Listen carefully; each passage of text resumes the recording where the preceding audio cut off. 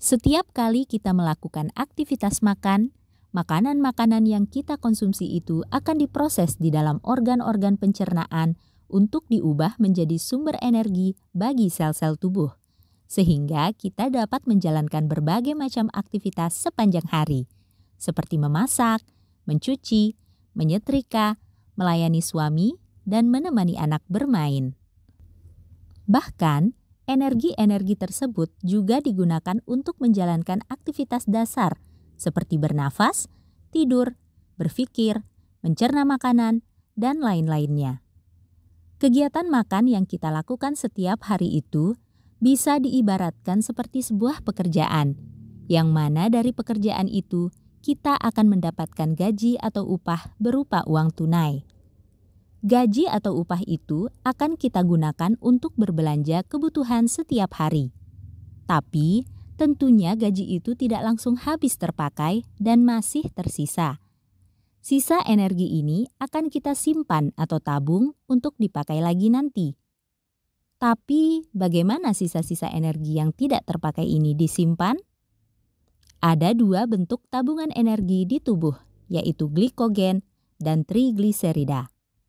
Glikogen dapat kita ibaratkan seperti tabungan berbentuk uang, sedangkan trigliserida dapat kita ibaratkan seperti tabungan berbentuk emas batangan.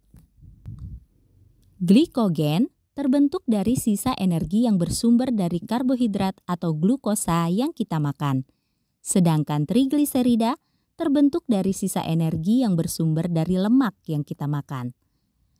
Sisa-sisa energi yang berbentuk glikogen dan trigliserida ini bisa ditabung di 3 tempat, liver, otot, dan sel lemak. Kita bisa mengibaratkan liver seperti celengan, otot seperti bank, dan sel lemak seperti kotak berangkas. Pada dasarnya, tabungan energi dalam bentuk glikogen hanya akan disimpan di liver dan di otot, karena glikogen adalah tabungan energi yang sifatnya tabungan jangka pendek, yang bisa dengan cepat diambil apabila dibutuhkan. Sedangkan, hanya tabungan dalam bentuk trigliserida saja yang bisa disimpan di dalam sel lemak, karena trigliserida adalah tabungan energi yang sifatnya tabungan jangka panjang. Liver memiliki kapasitas yang sangat sedikit untuk menyimpan glikogen, yaitu hanya sekitar 100 gram saja setiap harinya. Sedangkan, otot memiliki kapasitas untuk menyimpan glikogen yang cukup banyak. Namun, tinggi atau rendahnya jumlah jaringan otot di tubuh seseorang akan menentukan banyaknya kapasitas simpanan energi pada otot tersebut. Jika jaringan ototnya tinggi, maka banyak glikogen yang dapat disimpan.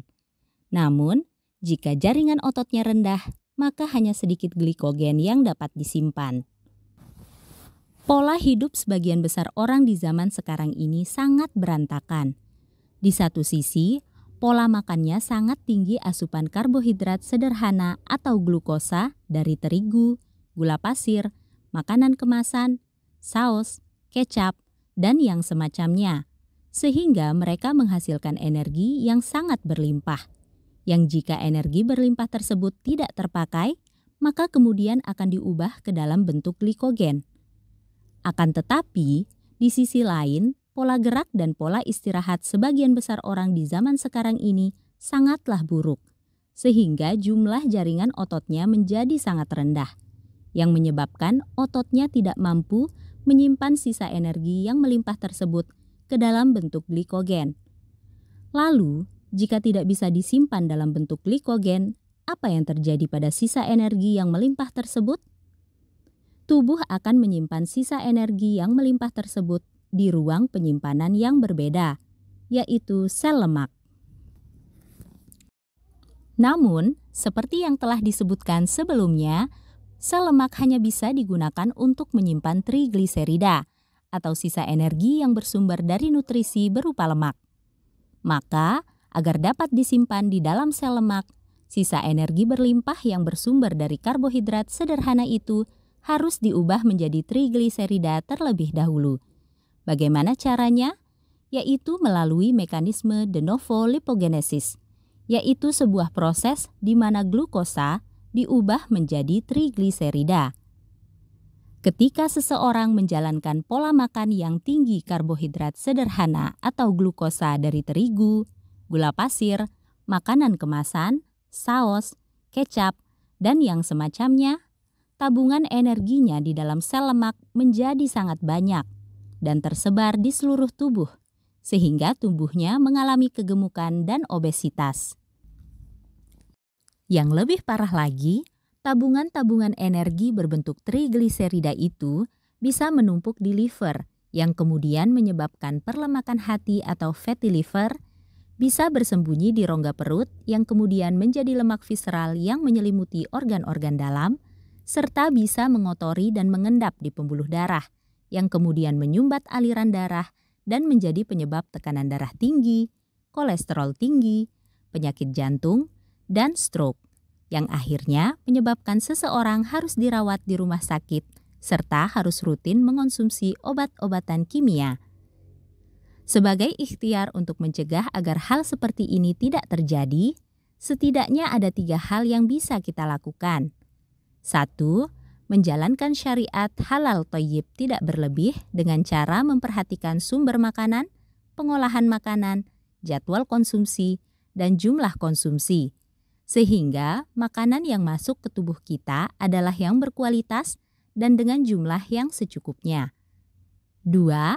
Aktif bergerak sehingga energi yang masuk selalu digunakan. 3. Meningkatkan jumlah jaringan otot agar tubuh dapat menyimpan glikogen atau tabungan jangka pendek dalam jumlah yang lebih banyak, sehingga tubuh tidak perlu menyimpannya di dalam berangkas atau sel lemak.